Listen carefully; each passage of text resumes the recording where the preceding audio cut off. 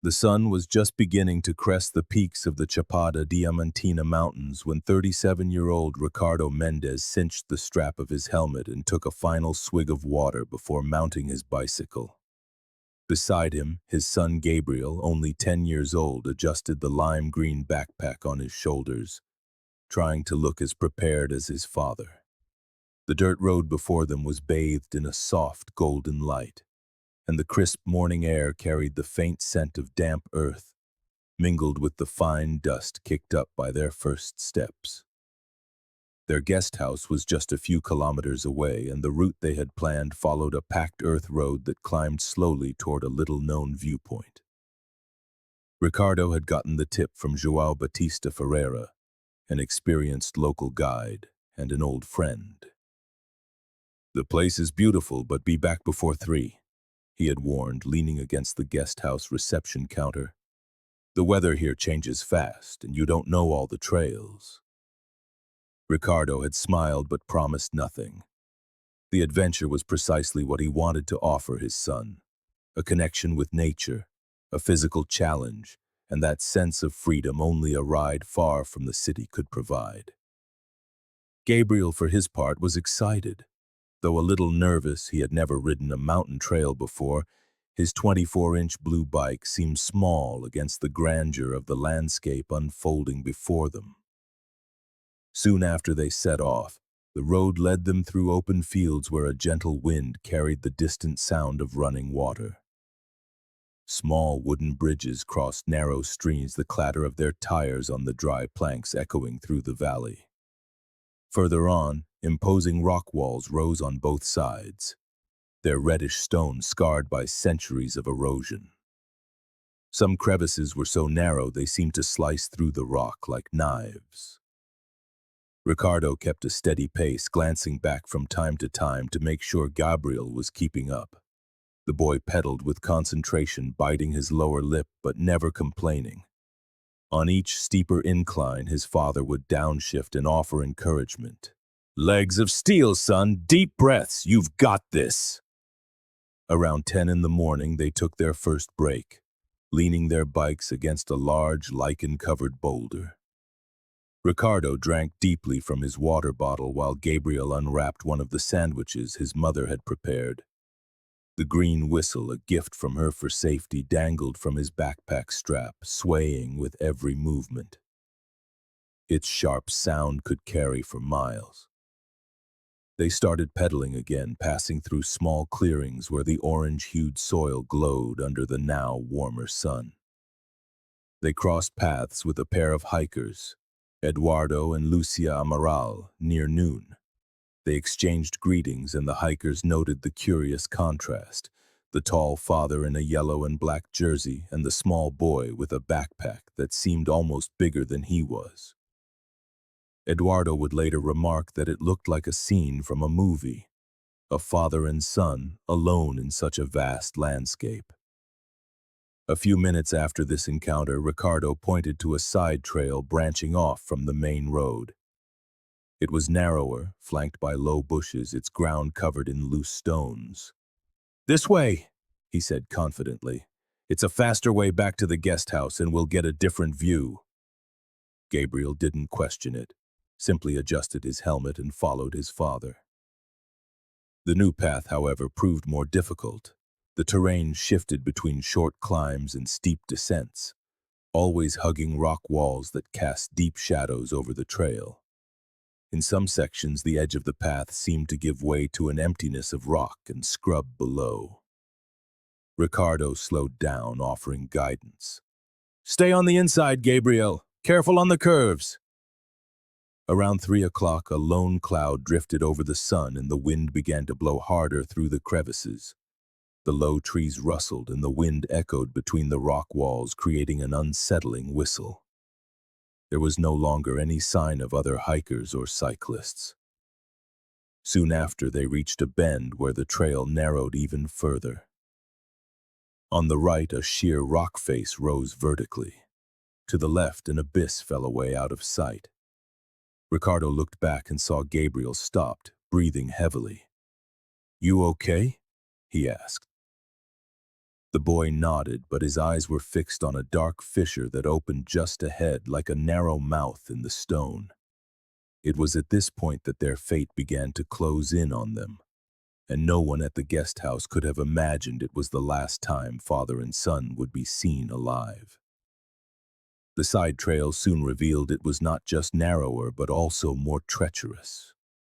With every pedal stroke, the sound of loose stones tumbling into the void echoed for a few seconds before fading.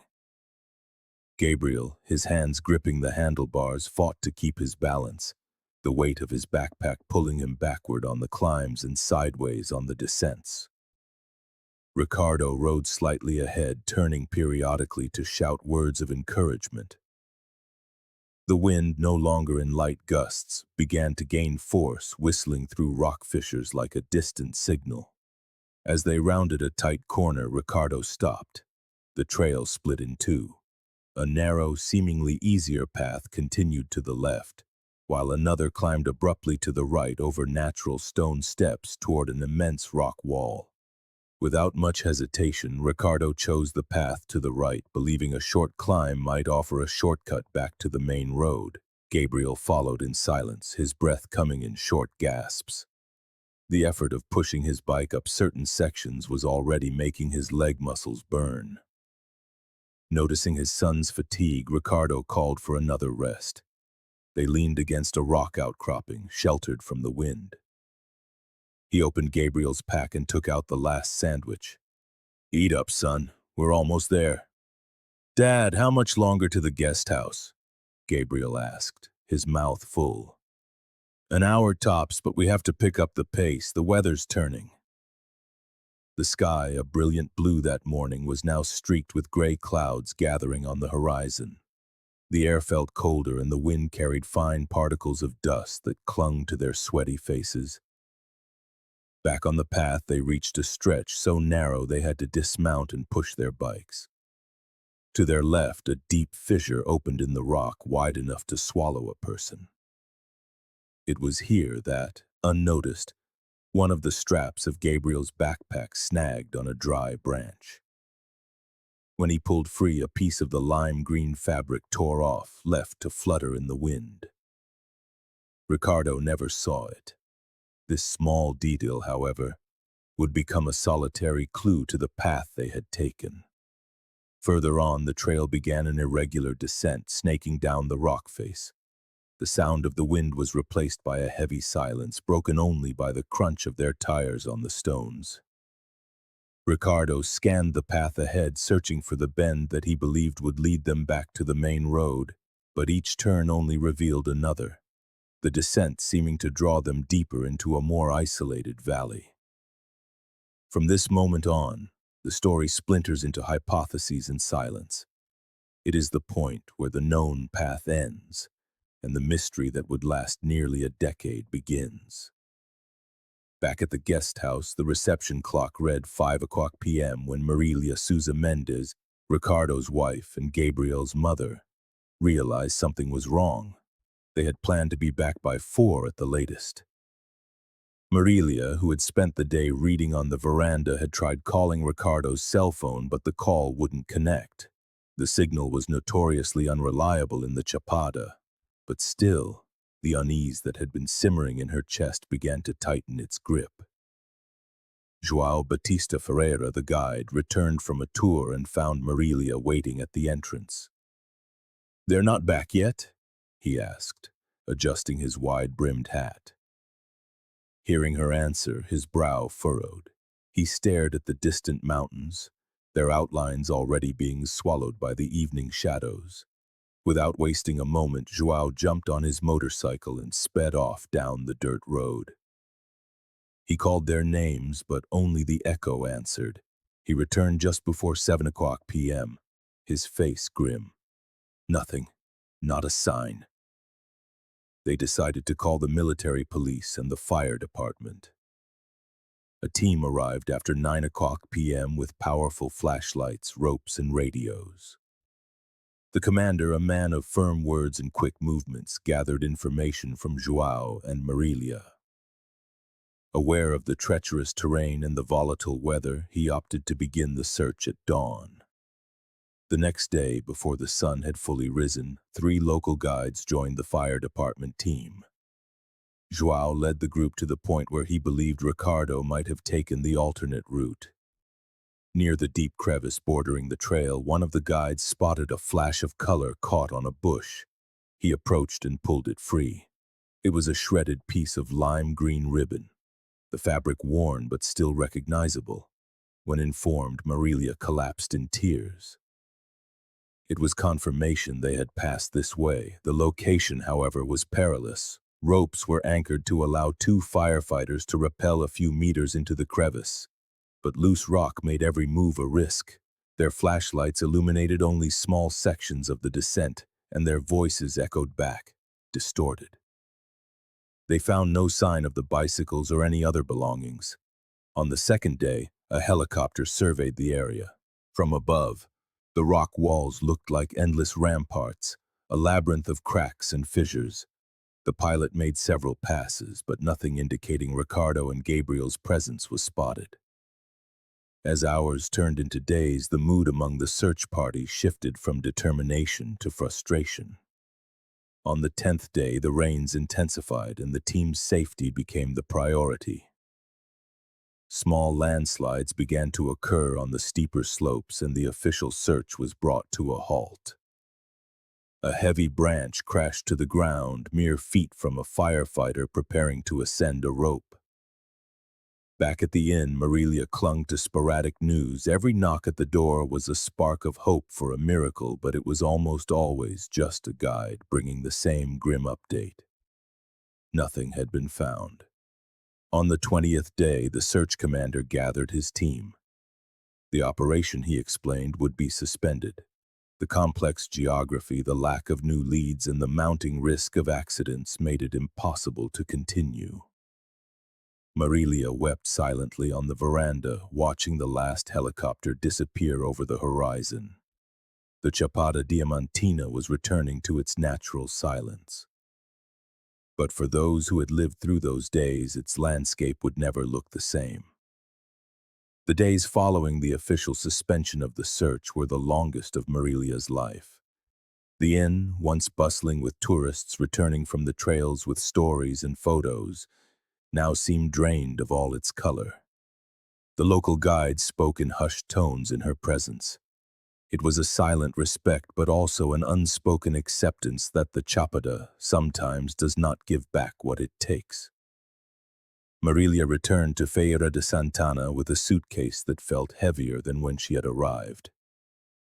Inside was the lime green backpack, its strap torn, the whistle still attached by a thin cord, physical proof that Ricardo and Gabriel had been there, yet they revealed nothing of where they had gone.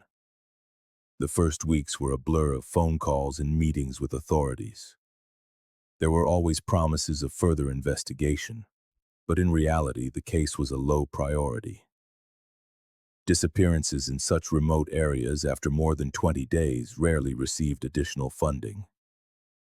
Ricardo and Gabriel's names appeared in small notices in local papers, almost always accompanied by a photo taken in front of the inn the day before their trip. It was the same picture Marília kept on her living room shelf. But for her, that portrait wasn't just a memory.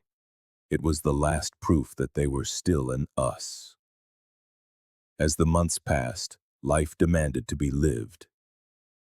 Marília returned to teaching, but she carried an exhaustion in her eyes that her students could see. On special occasions like Gabriel's birthday, she would bake a small cake and leave it on the table, as if her son might walk through the door at any moment. In the Chapada, the story became a cautionary tale. João Batista, the guide who knew every bend in the trails, began including a brief account of what had happened at the start of his tours. "There are places we must respect more than we understand," he would tell the tourists, his gaze fixed on the mountains. Some locals held their own theories. A few believed the father and son had gotten lost and descended into a distant valley, where they might have found shelter but couldn't return. Others, more pragmatic, thought a fatal accident had sent them into one of the many inaccessible crevasses. The years began to pile up. 2006, 2007, 2008. No new trace was found. With the help of friends, Marília even hired a group of independent climbers to explore the area again. But the difficulties were the same. Unstable cliffs, unpredictable weather, and the absence of any concrete sign. By 2010, 9 years of marriage had passed without Ricardo. A lawyer offered to file for a presumptive death certificate to resolve bureaucratic issues. But Marília refused. To her, accepting that document would be like erasing the possibility that they were still alive, somewhere. Meanwhile, the landscape of the Chapada remained unchanged. Rivers, mountains, and cliffs guarded their secrets.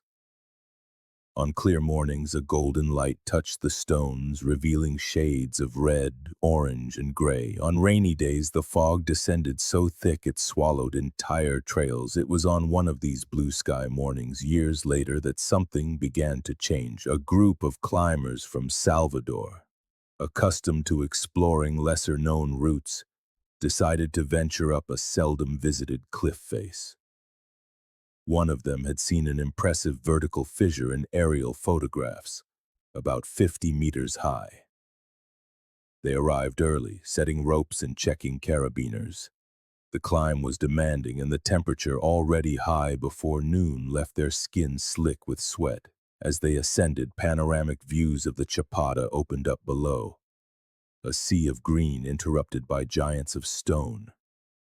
It was then, about 20 meters off the ground, that one of the climbers noticed something that broke the natural lines of the rock. A rounded metallic shape covered in dust. At first, he thought it was just junk left behind by some adventurer. As he got closer, the surprise was immediate. It was a bicycle wheel, impossibly wedged into a narrow niche. He called to the others. Carefully, they climbed a few more meters, and the scene grew stranger. There were not one but two bicycles aligned vertically within a shadowy recess in the stone. The top one, a larger black model, had a rusted handlebar and dried-out tires. The one below it, blue, still bore faded racing stickers. Silence fell over the group for a few seconds. They knew that in the Chapada, objects found in places like this were rarely a coincidence. "They're old, very old," one of them murmured. "And how in the world did they get here?" another added. That question would echo far beyond that day. The climbers stood for several minutes before the bicycles, trying to process what they were seeing. The cliff face, about 47 meters high, had a natural recess in the rock, like a narrow shelf protected from the rain and wind by an overhang. The objects had apparently been there for many years, yet their preservation was surprising. There was no deep rust, no complete decay of the tires, only the marks of time and accumulated dust. One of the climbers, Marcelo Farias, aged 32, decided to photograph the scene from different angles. He knew that in such discoveries, every detail could be crucial in explaining how the objects had ended up there. Reviewing the photos, he noticed that the smaller blue bike had its frame tilted as if resting on something. Moving closer, he saw that dried branches and a piece of greenish fabric were wedged between the frame and the rock. The fabric, faded by sun and time, seemed to have originally been a much brighter color. Marcelo carefully touched it. It was soft and fragile, and as he gently pulled, a part of it crumbled to dust. He saved the largest piece in a plastic bag, unaware that it would become one of the most symbolic elements of the case. Back on the ground, the group discussed the best way to contact the authorities. They decided against trying to remove the bicycles themselves, fearing they might dislodge and plummet from the height. Besides, accessing the niche required specific equipment and rescue techniques. That same day, a call was made to the fire department in Lançois, the nearest town with the resources for high-angle operations. The team received the coordinates and the next day set out at dawn for the cliff. Among them was Sergeant Paulo Andrade, with 18 years of experience in Chapada rescues. Upon arrival, he looked up and took a few moments to locate the metallic points glinting in the sun. "They really are bicycles, and they look like they've been there a long time," he commented as he assessed the climbing route. The operation began with the securing of double ropes and the use of anchors. Two firefighters ascended slowly, carrying bags for transporting heavy objects. Upon reaching the niche, they confirmed the bicycles were firmly wedged by branches and rocks, likely the result of a violent impact. The first to be removed was the black 29-inch wheel bike. Its handlebars showed corrosion and the gears were seized, but the original paint was still visible. Next, the blue bicycle was carefully freed. On it, the racing stickers could still be partially read, the letters worn away. During the process, Sergeant Andrade again found the piece of lime green fabric caught on a branch. He immediately recognized the significance of the detail.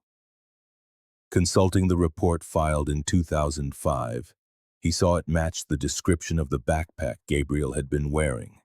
He placed the fragment in a sealed envelope. When the objects reached the ground, a circle of curious onlookers had already formed. Some of the older residents remembered the case from 2005. One of them murmured, "It's the man and the boy's bicycles." The comment spread quickly, and soon the news was on messaging apps and local radio stations. The bicycles were transported to the fire station and then sent for forensic analysis in Salvador.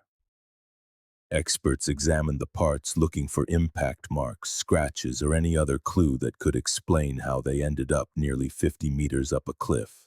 The preliminary report indicated that both showed dents consistent with a significant fall, possibly from more than 10 meters, before becoming lodged in the niche. The lack of extreme damage suggested the fall was partially cushioned by branches or rock ledges. Still, the great question remained. How had a father and son reached such a perilous spot? Two hypotheses gained traction among investigators and local guides. An unstable ledge. They could have been riding or walking too close to the edge of a trail at the top of the cliff, which then gave way, sending them into the fissure and leaving the bikes caught in the recess. A lateral landslide. A section of the trail could have collapsed, carrying the bikes, branches, and rocks with it, with some of the debris getting stuck halfway down the cliff. Neither theory fully explained why no human remains or other belongings were found in the vicinity or at the base of the cliff. For Marília, the news was both devastating and a shock of reality. The bicycles were, without a doubt, theirs. The details matched, the color, the wheel size, the stickers. The lime green fabric was unmistakable, but the whereabouts of Ricardo and Gabriel remained an impossible void to fill. In the Chapada, the case once again became a daily topic. Tourists passing on the dirt road would ask guides about the bicycles on the cliff. João Batista, who had tried to avoid the subject, now found himself telling the story again. Not to feed legends, but as a warning about the importance of respecting safe routes. The 47-meter cliff face became informally known as the Bicycle Cliff, a spot many wanted to see but few dared to climb. And for those who had lived through those 9 years of slunts, it was also a landmark of remembrance and of questions that might never find an answer. The discovery of the bicycles spread through the Chapada Diamantina like wildfire. Within days, nearly every resident of Lençóis, Andaraí, and Mucugê knew about the cliff where the objects had been found. Local radio stations recounted the case on morning programs, featuring interviews with guides, climbers, and residents who remembered the searches of 2005. João Batista, who had grown accustomed to avoiding talk of Ricardo and Gabriel, now faced daily questions. Tourists, curious locals, and even reporters from Salvador sought him out, asking him to recount how he knew the family, what their original trail was, and what he believed had happened. Though he disliked the exposure, João answered calmly, always emphasizing the need to follow guidance and not venture onto unknown routes. Marília, in Feira de Santana, lived through intense days following the news. Reporters knocked on her door and she had to decide whether to speak publicly. In a brief interview with a local paper, she said only, "The discovery of the bicycles gives me no answers, but it shows me they made it that far. It's painful to think about what might have happened, but it's worse not knowing anything at all." The police reopened the inquiry based on the new evidence, but soon faced the same difficulties that had led to its shelving years before. Dangerous terrain, a lack of direct witnesses, and no new clues beyond what had already been collected. A geologist was called in to assess whether a landslide could have occurred at the time. The report indicated that yes, it was possible, as parts of the cliff were composed of more fragile rock susceptible to fractures, especially after heavy rains. But even with this finding, nothing confirmed the exact spot where the father and son might have strayed from the main path. For the local guides, there were at least 3 trailheads that could lead to the top of the cliff. Without precise data, any new search would be an exercise in trial and error. That same month, experienced climbers returned to the site to map the region and try to understand where the bicycles might have fallen from. They used drones to film the cliff top, but the dense vegetation obscured their view. In some sections, wide canopied trees covered the edges, creating constant shadow. Between these trees, small clearings seemed to offer panoramic views, spots that, for a curious cyclist like Ricardo, might have been irresistible. Meanwhile, in town, the bicycle cliff became the subject of conversation. Even at the open-air markets, some swore that if they searched better, they would find other objects wedged in the rocks. Others believed a second higher recess might hold more belongings. The more skeptical simply said the discovery only confirmed what was already known, that the father and son had fallen from a high place. Marília received support from neighbors and colleagues, but she also felt the weight of reliving everything. Each photo of the bicycles published by the press brought back memories of the day Ricardo adjusted his son's helmet before they left. For her, the scrap of lime green fabric snagged on a branch was a silent confirmation. This was the last place Gabriel had been. The 9 years separating 2005 from 2014 had not erased the case from local memory. But this discovery gave new life to the conversations. For many, it was a stark reminder that the Chapada, for all its beauty, held invisible traps. João Batista, a local guide, began pointing out the great rock face to his tour groups from a distance. "In the middle there," he would say, his voice firm, "you can see a shadow. That's where the bicycles were. Respect the trails." Amidst it all, there was a collective frustration, a sense that they were closer to the truth, yet still unable to grasp it. Climbers volunteered for independent searches, but found nothing. The wall remained a silent guardian, its central vertical fissure seeming to hide more than it revealed. In a quiet gesture of her own, Marília decided to visit the site, not to climb or get close to the rocks, but to see from below, with her own eyes, where the bicycles had rested for nearly a decade. João accompanied her. When they arrived, the sun was high and the wall reflected a dry, searing heat. From the ground, the niche was just a dark spot on the stone. Marília stood there for several minutes, motionless, before whispering, "They passed through here." For her, this wasn't an end, nor a definitive answer, but a milestone. It was the beginning of a new phase, no longer of active searching, but of a gradual understanding, an acceptance that there might never be a clear resolution. The bicycle wall, as it came to be known, became a symbol in the Chapada Diamantina. For some, a warning, for others, a mystery that might one day be solved, and for Marília, a place where a part of her family's history remained, fixed in stone, defying time and logic. The official reopening of the inquiry in 2014 brought a new team of professionals to the case. The technical police from Salvador sent experts in falls from height, while a geologist and a forest engineer were called in to help reconstruct possible routes. Though everyone knew 9 years was enough time to significantly alter the landscape, there was hope that some trace might have survived. The bicycles, now recovered and stored in a forensic warehouse, were examined piece by piece. The black 29-inch bike showed impact marks concentrated on the front of the frame, as if it had collided with the rock head-on. The handlebar grips were torn, the rear derailleur jammed from the force. The blue 24-inch bike had scratches on the frame, a bent pedal and deep patches of rust. The official report concluded that both had suffered a high-energy impact, consistent with a vertical fall of at least 12 to 15 meters before becoming wedged in the niche. This reinforced the hypothesis that the initial fall had not been from the top of the wall, but from an intermediate point, possibly from a sideways slip off a ledge.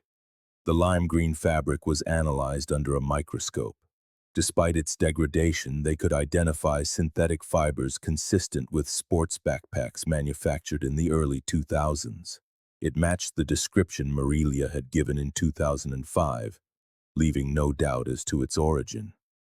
But the absence of other traces, clothing, helmets, or human remains puzzled investigators.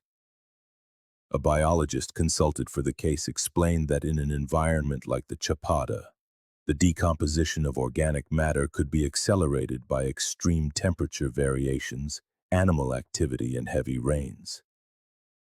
This could explain why no visible remains were found at the base of the wall, especially after nearly a decade.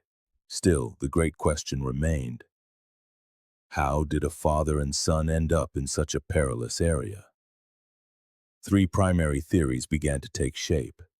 A miscalculated shortcut, with Ricardo believing he could shorten the path back to their inn, leading Gabriel down a secondary trail that ended on an unstable ledge.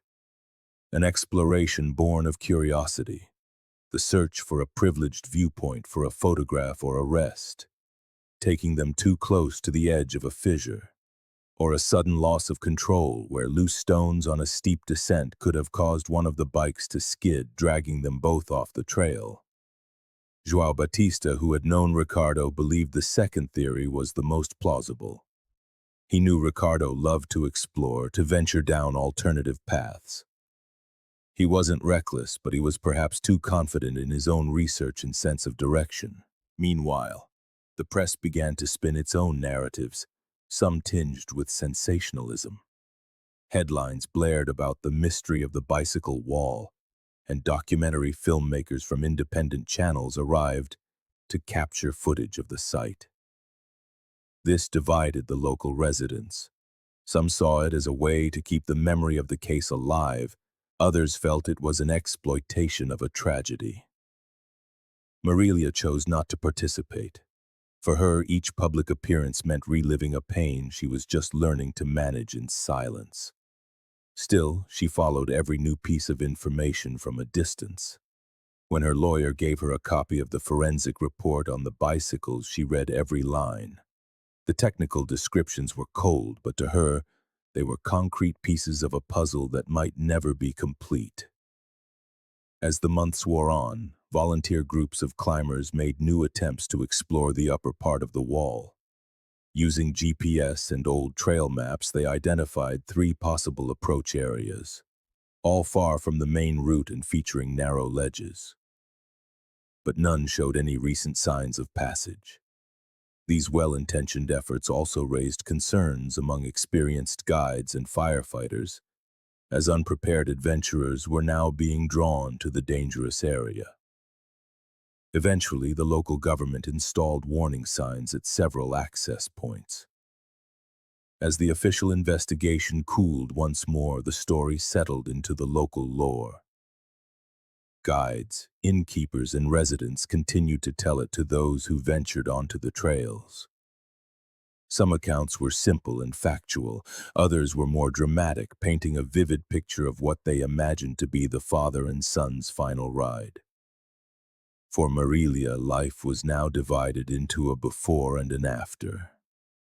Before the bicycles were found, she had lived with a diffuse hope that Ricardo and Gabriel might have simply gone somewhere far away. After, the certainty that they had reached that wall pinned their fate to a single point on the map, reinforcing the likelihood of an accident. Still, she never held a formal memorial service. As long as she didn't know for sure, she couldn't. She admitted to close friends that perhaps this certainty would never come, and that learning to live with the emptiness was the only path forward. For the climbers who found the bicycles, the experience became a memory as profound as it was unsettling. Marcelo Farias, who had taken the first photograph of the niche, couldn't sleep properly for nights afterward. "I kept thinking," he said in an interview months later, "if the bikes are there, where did they end up? What happened next?" The images he captured spread quickly, and he was sought out by journalists and strangers hungry for details. Another member of the group, Andre Nascimento, began receiving messages from people with missing relatives in other parts of the country. They saw the discovery as a flicker of hope for their own unresolved stories. The third climber, Paulo Vinicius, the most experienced of the trio, said the bicycle wall had become a reference point in the climbing community. "Everyone who climbs in Bahia knows this place now," he would say, "but I always tell them it's not just a tourist spot. It's a place where something serious happened, and we need to respect that." The three men returned to the wall together only once, months after their discovery. They climbed to the empty niche just to observe the space where the bicycles had been suspended for almost a decade. The dust marks and scratches on the rock were still visible. Marcelo held up a printed photograph, aligning the image with the real landscape. "It was here," he murmured. "Exactly here." And so, time moved on, and the case remained suspended between memory and forgetting. There was no new evidence, no final answer. There was only the rock, the wind, and the silence of the Chapada Diamantina, holding forever the secret of what happened on that July morning in 2005. The trail to the nearest observation point was far from simple. While it didn't require technical climbing, it involved stretches of ascent and descent over loose rock. João Batista, well aware of the risks, had begun turning away groups who showed any intention of getting too close. "I won't carry the weight of another tragedy on my shoulders," he would say. Still, he knew he couldn't completely stop people from trying on their own. The fire department, for their part, reinforced public safety warnings. In talks at local schools and tourism events, they used the case of Ricardo and Gabriel as an example of how seemingly small decisions, like choosing a side trail, can have irreversible consequences. Marília followed these developments from a distance.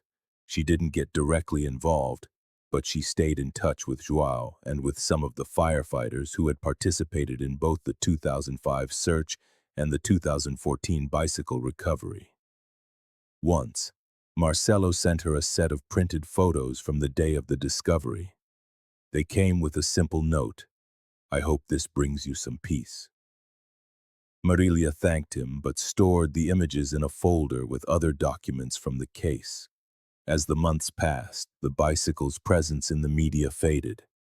Other news and tragedies took their place, and the great rock wall returned to its former silence, interrupted only by the occasional story from someone who passed by on the dirt road and remembered the tale.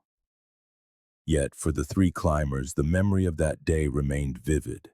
In occasional interviews, they always emphasized that the bicycle's location was so inaccessible it was hard to imagine how they could have ended up there without some extreme event. To them, the most plausible theory was that a sudden landslide had swept the father and son and their gear into the crevice, with the bicycles becoming wedged in the niche while their bodies fell further down.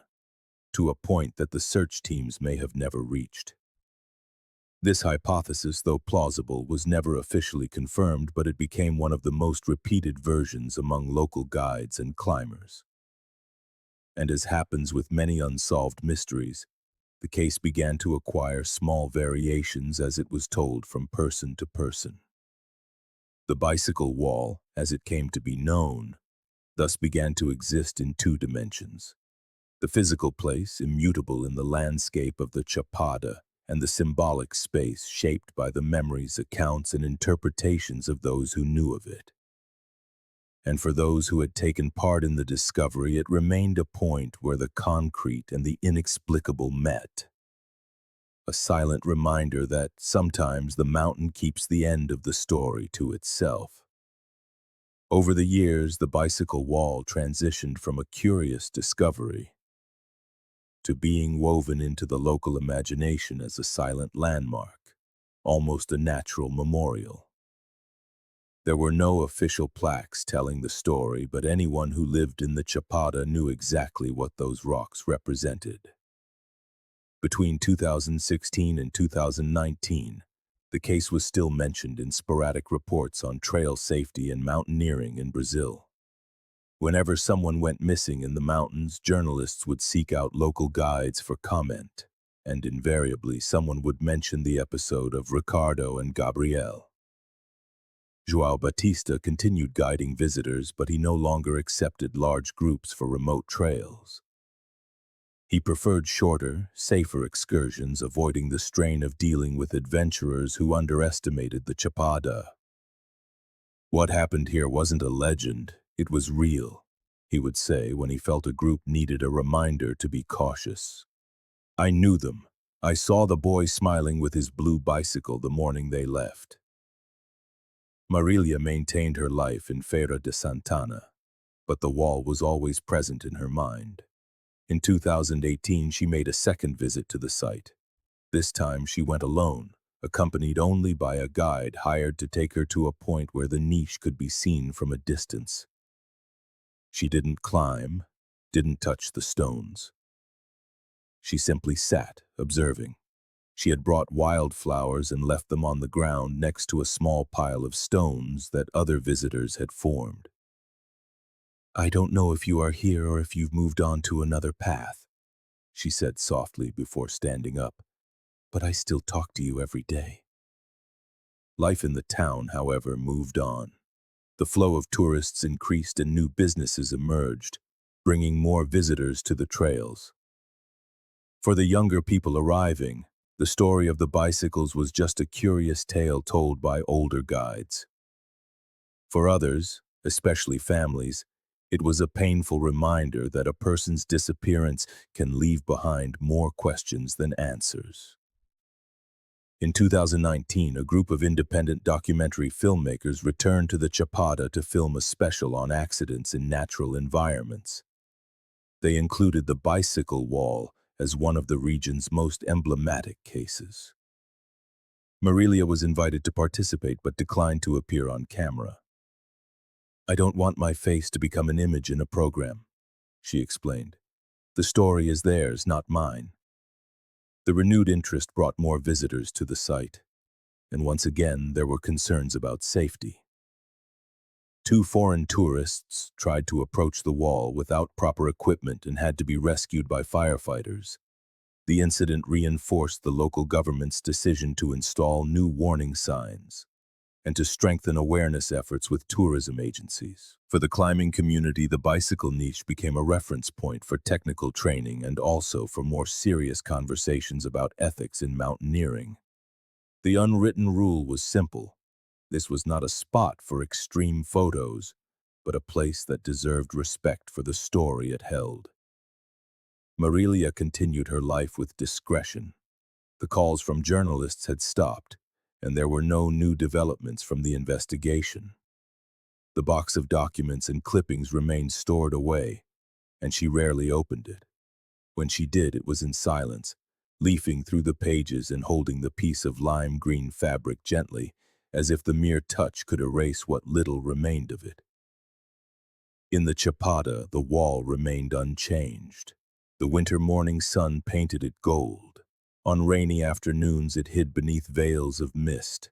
At night, under a clear sky, the stars aligned above the vertical fissure, creating a contrast that made many visitors stop and watch. The bicycles were no longer there, but their absence had become almost as symbolic as their original presence. The empty niche, marked by time, was a reminder that, at some point, two travelers had passed through and left their story etched in stone.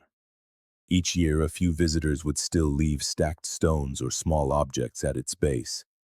There was no official organization for this.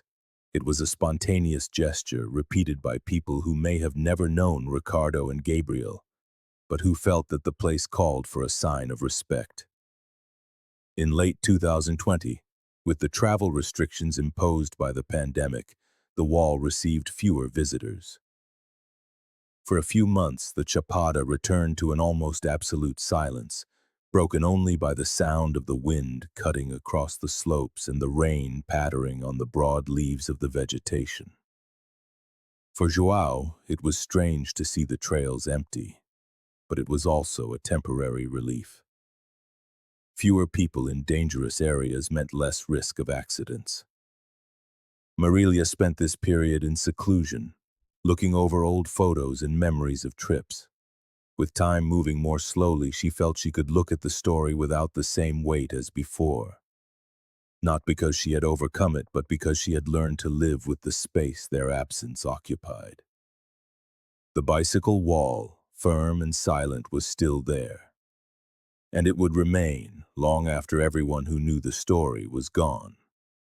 With time, the case of Ricardo and Gabriel ceased to be just a sea memory and became part of the silent identity of the Chapada Diamantina. There was no one who worked in tourism, hiking, or climbing who didn't know the story. Many, when telling it to visitors, used it as the ultimate example of what can happen when one strays from the safe path. Gradually, the bicycle wall evolved from a point of curiosity into something of a community symbol. Though there was no official tribute, the region's residents began to treat it as a landmark.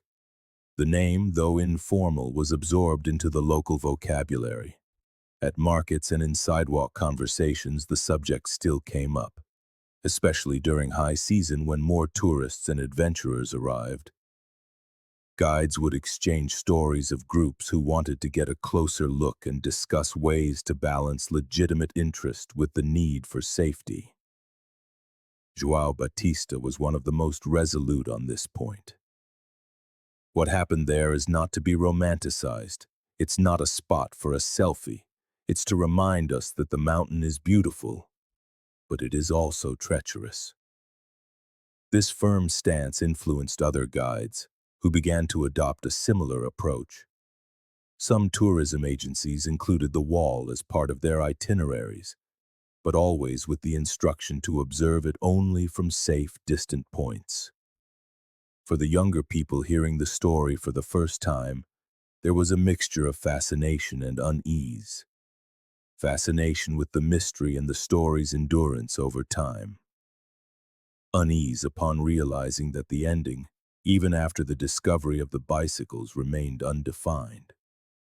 Some more sensitive visitors described a strange feeling when standing before the wall, as if they were in a place that demanded silence. In Feira de Santana, Marília maintained a discreet life. She no longer searched for new clues, but continued to follow, quietly, everything that was said about the case. When a report or mention appeared on TV, she would watch it alone, sometimes stopping halfway, sometimes seeing it through to the end. The piece of lime green fabric remained in the same envelope, along with copies of the report on the bicycles and the photos Marcelo had taken on the day of the discovery. Once, in 2022, Marília received a letter from a family in Minas Gerais who had lost a relative in similar circumstances. The letter said that the story of Ricardo and Gabriel had helped their family accept the lack of concrete answers in their own case. Marília replied with few words but with sincerity. "It's not easy. You learn to live with what is missing. In the Chapada, the wall remained immutable, but its surroundings changed. New, marked trails were opened in safer areas, partly as an indirect response to the case. There was also an increased requirement to hire guides for routes off the main paths. Though some people complained about the measure, most understood it was a necessary precaution. The niche where the bicycles had rested no longer showed clear signs of their presence, but for those who knew exactly where to look. Subtle differences in the rock's color and marks in the accumulated dust were still visible. Some more observant climbers would point out these details as silent proof that something had been there for a very long time. The wall, observed from different angles, seemed to tell its own stories. In the mornings, with the sun low, its fissure cast long shadows across the slope. In the afternoons, the direct light made small crystals on the stone's surface glitter. At night, when the wind cut through the mountains, the sound echoed through the fissure, creating a constant, deep and distant noise. For the locals, this soundscape was part of daily life. For visitors who knew the story, the sound took on another dimension, as if the wall itself were breathing, keeping to itself what truly happened on that July morning in 2005. The case saw no new official developments. The investigation, reopened in 2014, was never formally closed, but it also generated no significant new actions. It was left suspended in time, much like the narrative that surrounded it. And so, the bicycle wall remained, a slice of stone in the immensity of the Chapada Diamantina, carrying in its cracks and niches a story that was never fully told. A place where the slunts is as dense as the rock, and where the memory of a father and son lives on, not only in the recollections of their family, but in the very landscape that embraced them on their final ride. In the end, the case of Ricardo and Gabriel never received a formal conclusion. There was no dry sentence in a report closing the investigation. There was no official ceremony, no final period that could be accepted by all. What remained was a collection of images and details that together formed an incomplete narrative. Two bicycles wedged high on a cliff face, a piece of lime green fabric caught on a branch, and a trail that began with the joy of an outing and ended in the emptiness of the mountains. For those who live in the Chapada Diamantina, the story became more than an unsolved mystery. It became part of the oral culture, passed from guide to tourist, from resident to visitor, always with a mixture of respect and warning. "It's beautiful here, but you have to know the ground you're walking on," João Batista would say, gesturing toward the wall even when it was hidden by mist. The bicycle wall continued to be visited, but never with the same intensity as the Chapada's more famous tourist spots. It attracted a different kind of visitor, those interested in stories, in places that carry memories, not just in beautiful landscapes to photograph. For these people, standing before the wall was almost like visiting a silent memorial. Ricardo's family, spread between Feira de Santana and Salvador, kept the memory alive. At gatherings, Gabriel was still remembered as a boy who loved to ride his bike in the neighborhood and dreamed of exploring real trails. Ricardo was remembered as the father who sought unique moments to share with his son, even if it meant straying from the common path. Marília, with time, learned to handle the dates. July, once marked by anxiety and sadness, was now lived more calmly, with memories that no longer paralyzed her. Sometimes she would write short letters to Ricardo and Gabriel, placing them in a drawer, unread. These were not messages of farewell, but rather imagined conversations, whispers of what life would be like if they were still here. In the Chapada, new generations of guides learned to weave the story into their safety briefings. Some would show photographs of the cliff face with the bicycles. Others would simply point from afar. But on one thing, they all agreed. The case served as a stark reminder that in the mountains, a small mistake can have devastating consequences. The cliff face, for its part, remained unchanged. Wind, rain, and sun swept across it year after year, leaving no visible trace on the crevice where the alcove lay hidden. The sound of the wind, when it gusted fiercely, still echoed off the stone, and those who listened in the silence could hear a constant murmur, as if the mountain were guarding the secrets it held. In 2023, a small exhibition on the history of Chapada Diamantina was set up in Lensois, gathering old photos, maps, and accounts from local residents. Among the displayed items was a printed reproduction of Marcelo's photos showing the bicycles in the alcove. Beside it, a short text read, "Ricardo and Gabriel Mendes disappeared in July 2005 during a bicycle tour. In 2014, their bicycles were found wedged 47 meters up a cliff face. The case remains unsolved." The space drew visitors seeking information, but it also served as a place to reflect on the fragility of human stories against the immensity of nature. For Marília, seeing her husband and son's story as part of this exhibit was a bittersweet moment. There was pride in knowing they would not be forgotten, but also the renewed pain of realizing their story was still suspended at the very same point it had been since 2014. In the end, the bicycle cliff became more than just a rock formation with a curious name. It became a symbol of all that Chapada Diamantina holds: beauty and peril, light and shadow, stories that begin in clarity and end in silence. If you have followed this narrative to its end, you understand that cases like Ricardo and Gabriel's are not just about mystery. They are about real lives, real families, and places that leave an indelible mark on all who pass through them. Subscribe to the channel now. Share this video with someone who values human stories, and recommend it to those who seek the truth behind the legends.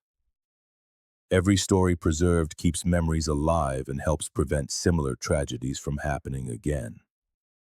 And so, in the vastness of the Chapada, with its towering cliffs, its winds, and its dirt roads, the memory endures.